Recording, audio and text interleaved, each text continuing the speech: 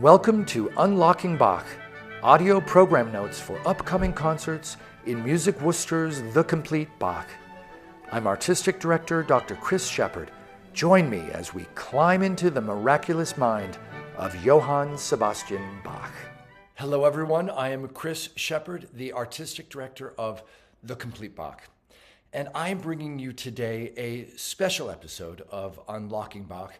First of all, for some reason that I do not understand, a number of people who enjoy my audio podcasts have been asking if they can see my face more often. I don't know why you would want that, but here I am for a very special reason, because on February 11th, the Bach world lost a giant. Helmuth Rilling died at the age of 92, one of the great Bach conductors of his generation, of the 20th century writ large. And I wanted to talk a little bit about him today and to put him in context, because for me, he was an incredibly important inspirational figure. Just really a giant on the podium conducting the music of Johann Sebastian Bach. If you happen to have been living in New England in the 1980s and 90s, you might remember a classical music show on NPR that was hosted by Robert J. Lurtzema. And every Sunday morning about 8:30, and I remember this because I was always driving to my church job when I was in college, Robert J. Lurtzema would play a Bach cantata conducted by Helmuth Rilling. This is really important because Rilling, beginning in 1970, was the first conductor to record all of Bach's cantatas. So that's 200-ish. You know, there's some that are missing and some that are not exactly by Bach anymore, but let's just say 200. It was a mammoth project. And it really kicked off the idea that we should experience all of Bach.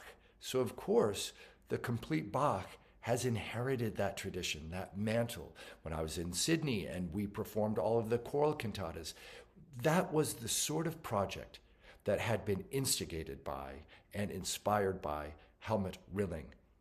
I also happen to have studied conducting with him for 2 summers in Oregon. So many of us, over 3 generations of conductors, from 1970 until 2013, made the Bach pilgrimage out to Eugene, Oregon. He was an extraordinary mentor and conducting teacher, and I'll come back to that at the very end.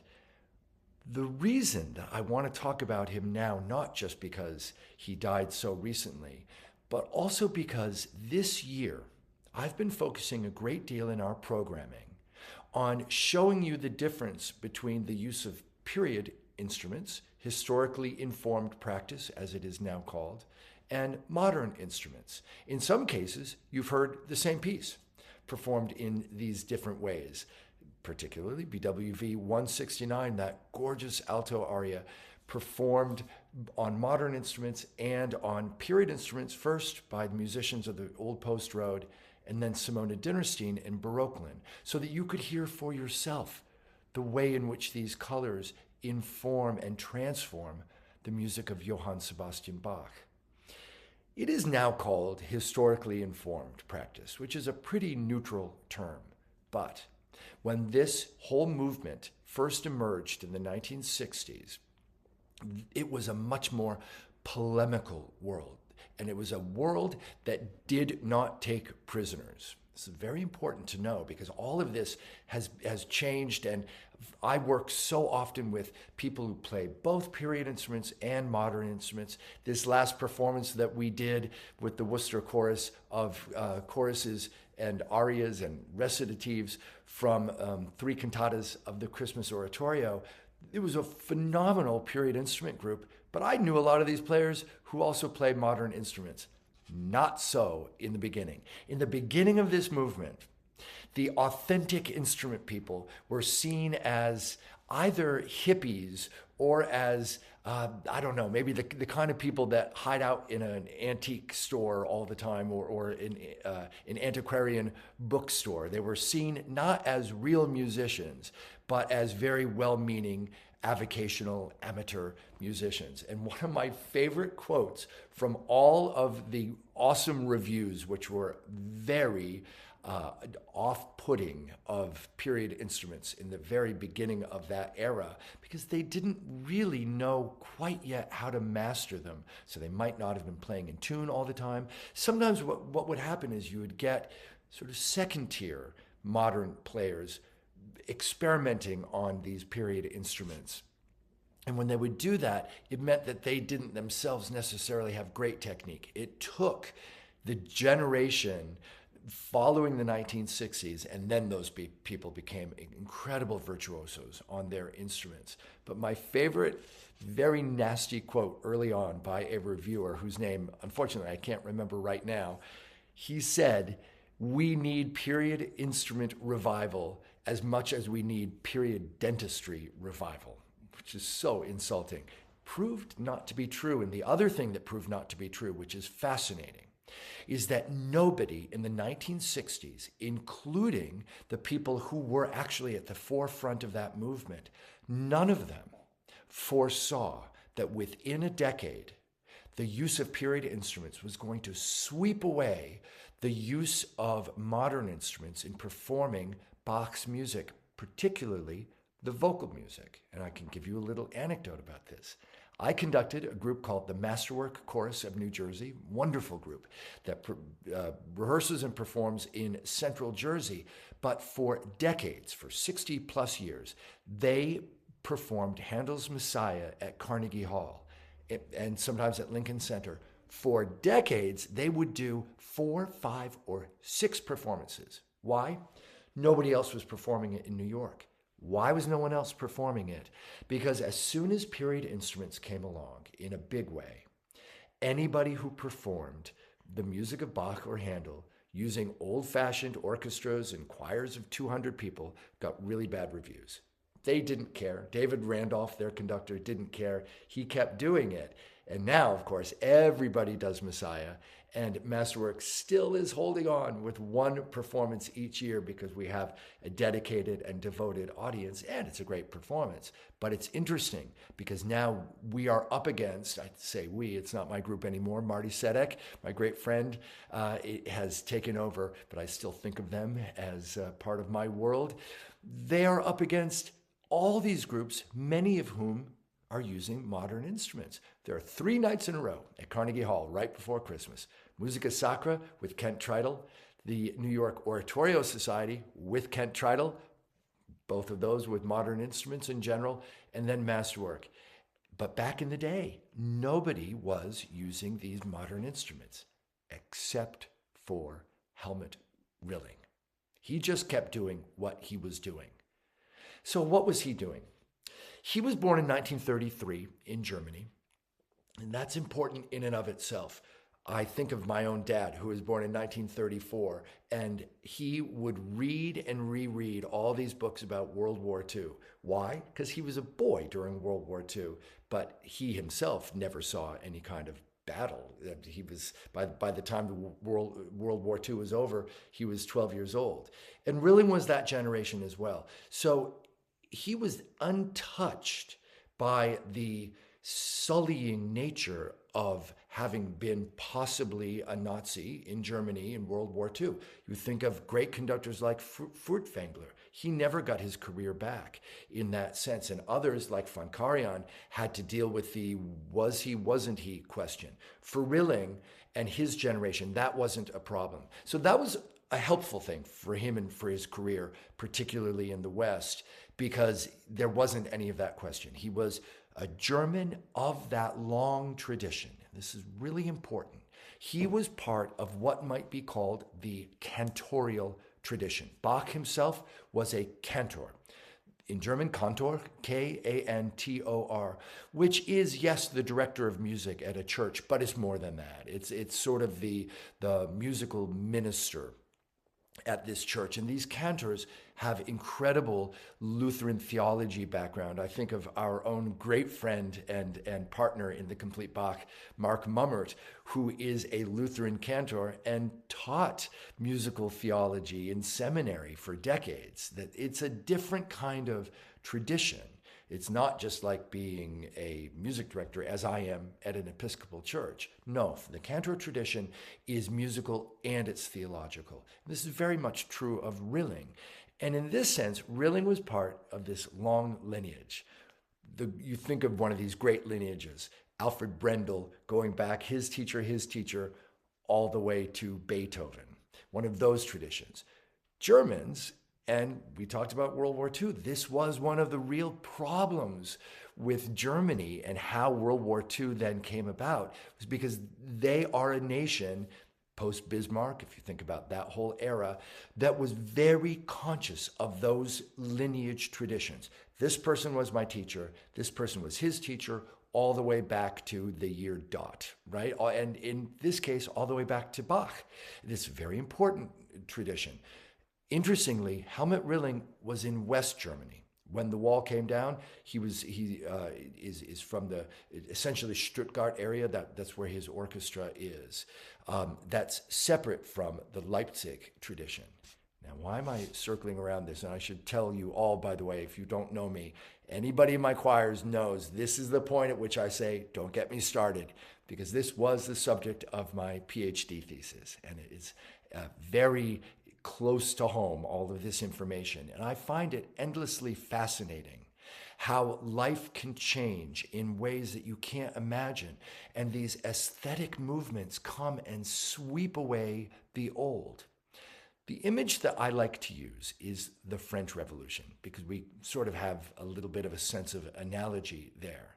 That you have the Ancien Régime that is swept away, all those noblemen, and then you have these figures like Robespierre, who's the arch revolutionary. But then you also have the Restoration, and how after Napoleon, the House of Bourbon was brought back to the throne. So there are always within these revolutions a number of different cycles. Helmuth Rilling is a little bit like the Restoration. So the revolution came, I like to date it to 1968, which was, of course, the great year of revolutions in Europe, wasn't it? You think about the 68 Heures, the student uprisings in Paris in 1968.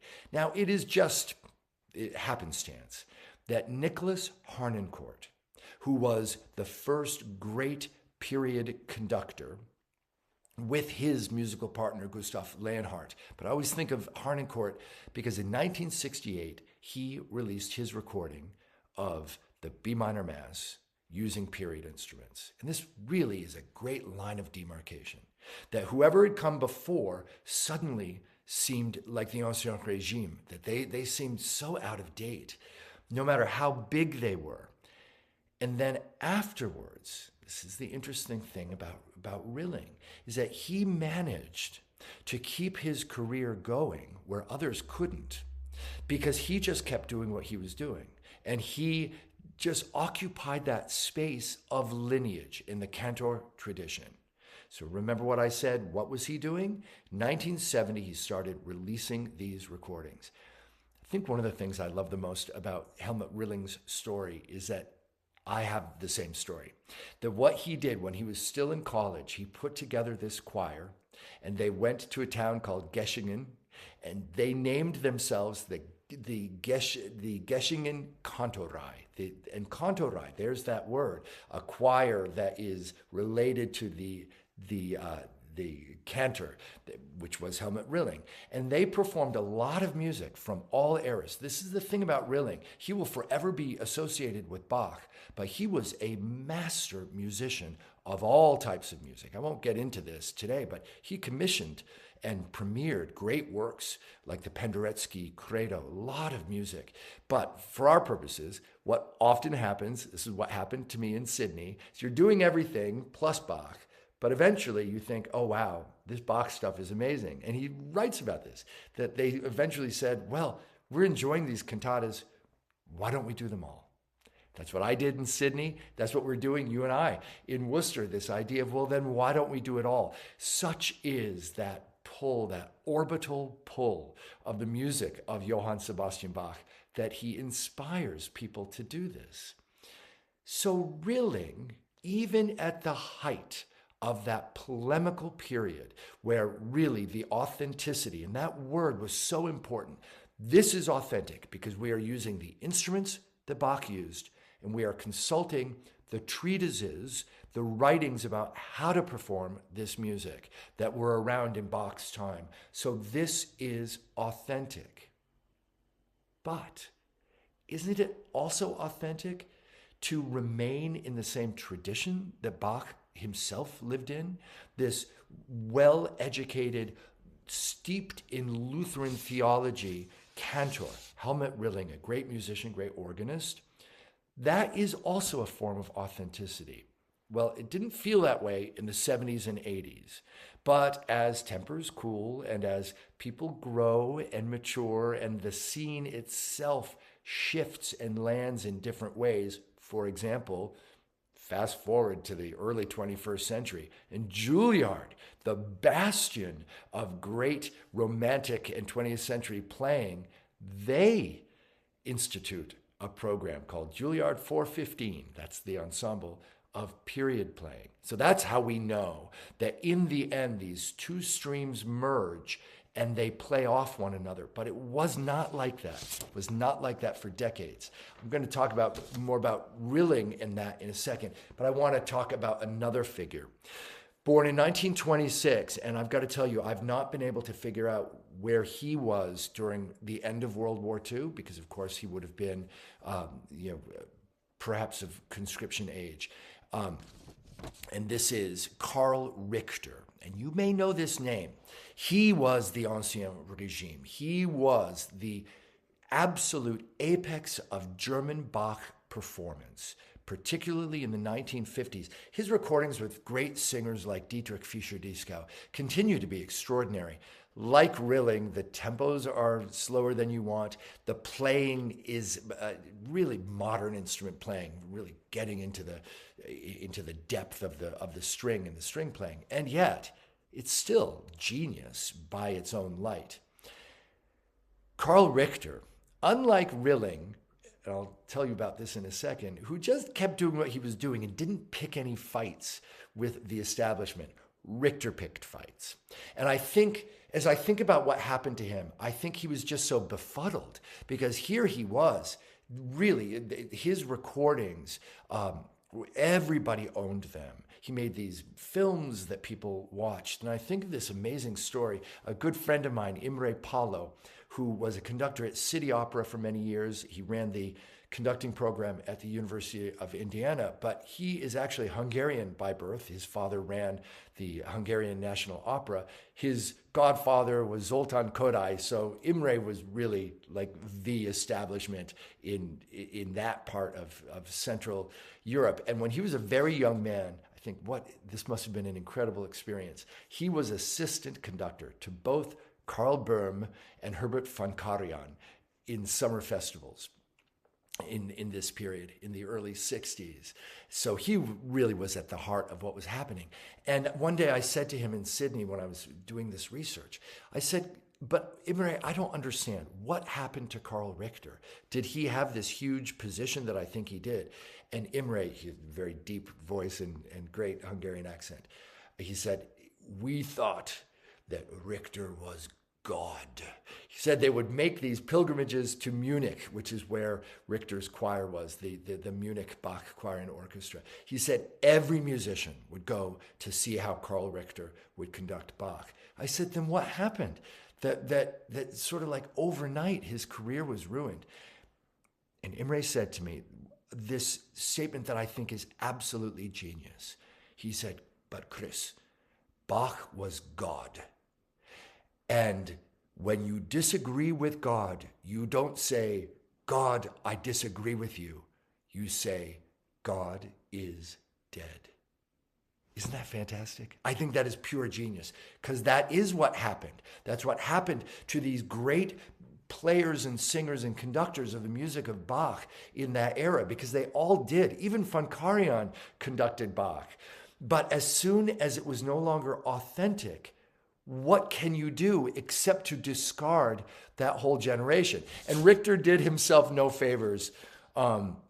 I love this. So he was also part of that tradition, and he'd been offered the cantorship at Thomaskirche, at St. Thomas in Leipzig, although he wanted to stay in Munich, so he didn't take it. But all of the people he had studied with were the cantors at St. Thomas, one of them named Straube, who comes up in this.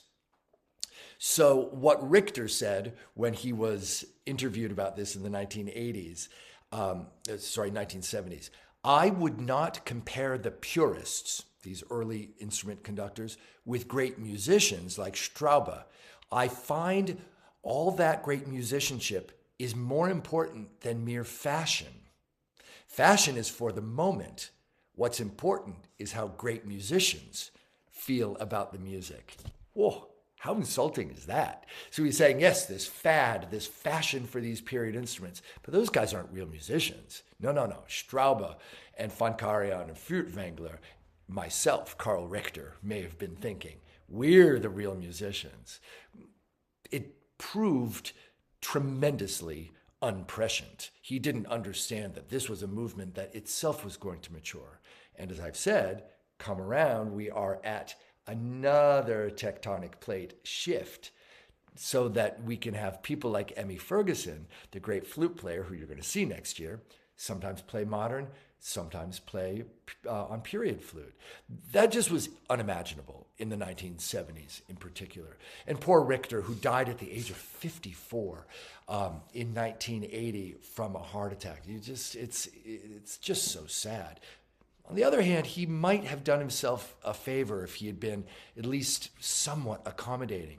Rilling was accommodating, though he never went over to the period instruments, but he was willing to learn from the movement and incorporate some ideas. And this is from a lovely 1987 article in the New York Times. Will Crutchfield, the great music writer from that era.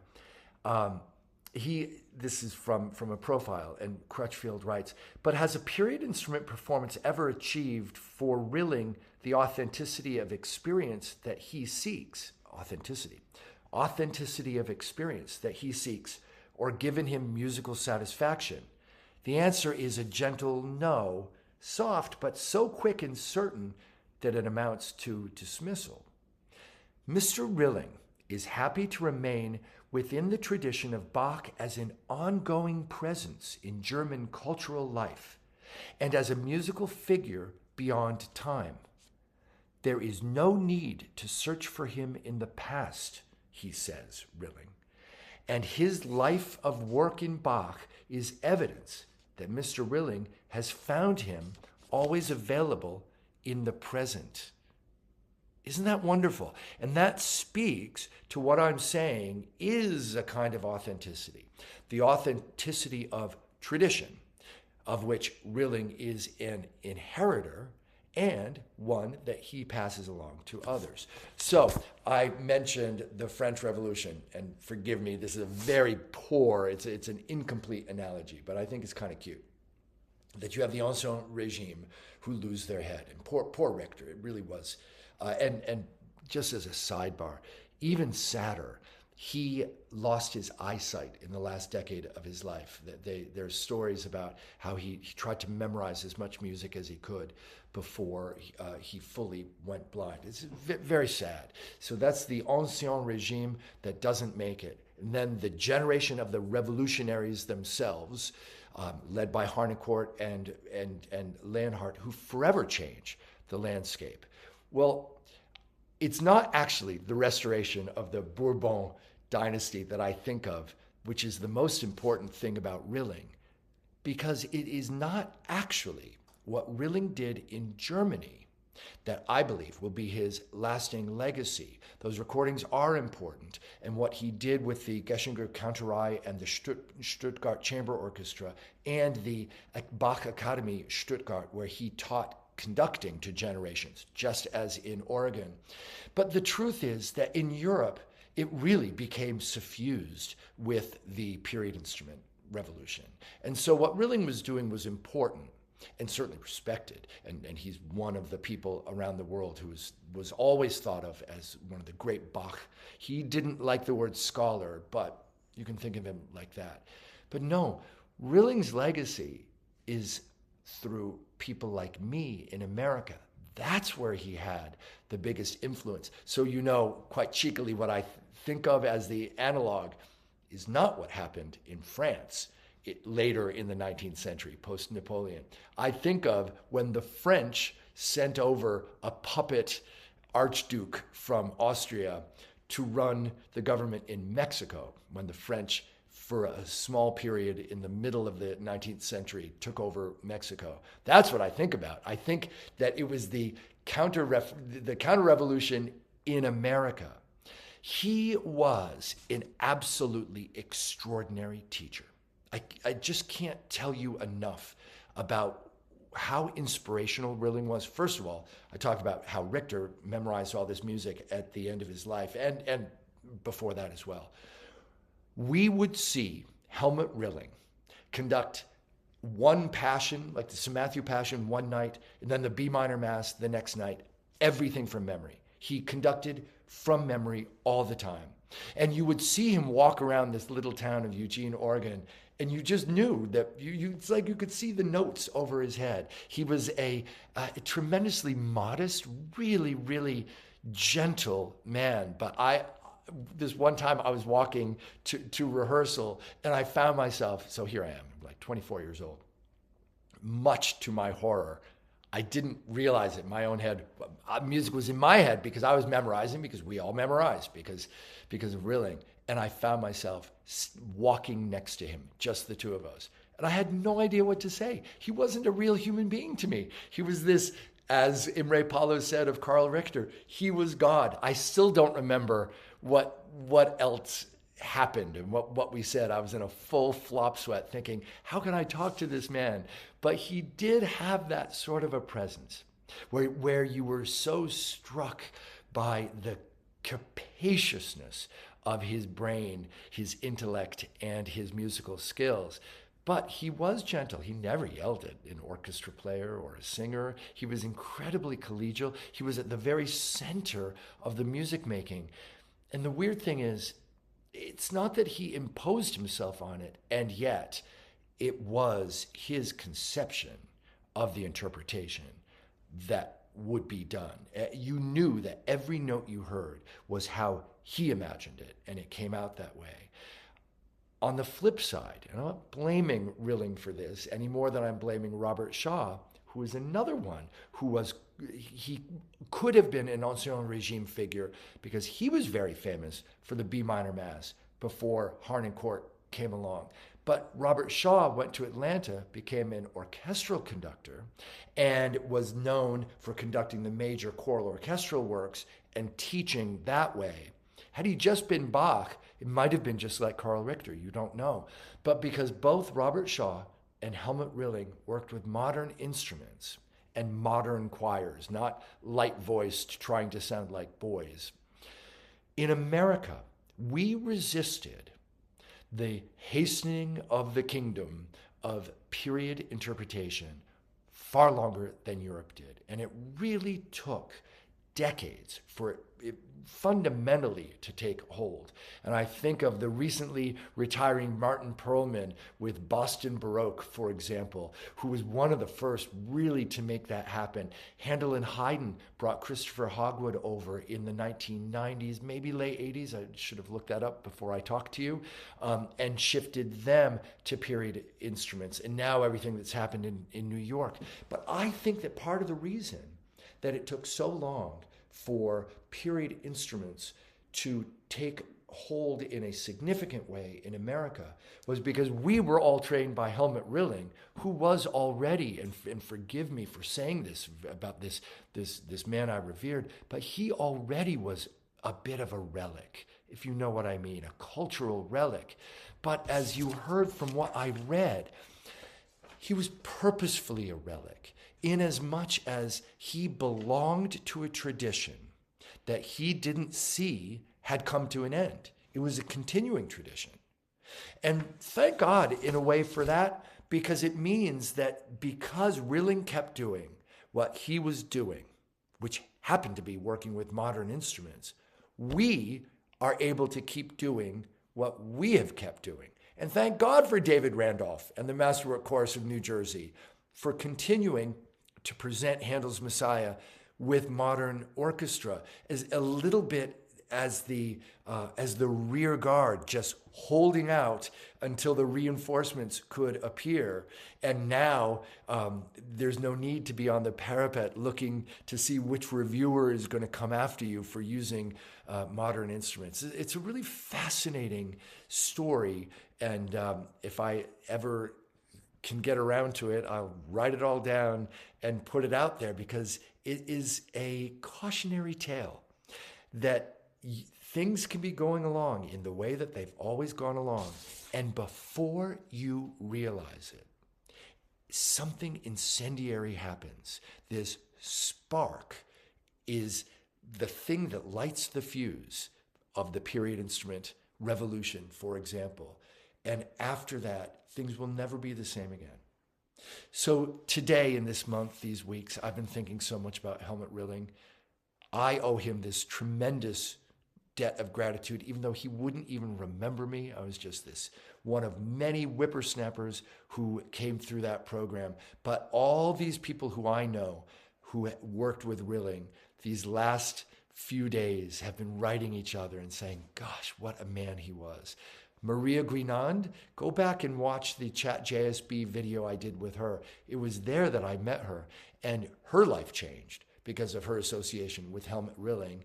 And I can tell you, just as a little bit of inside information, that she will be with us next year for the Complete Bach in a major performance.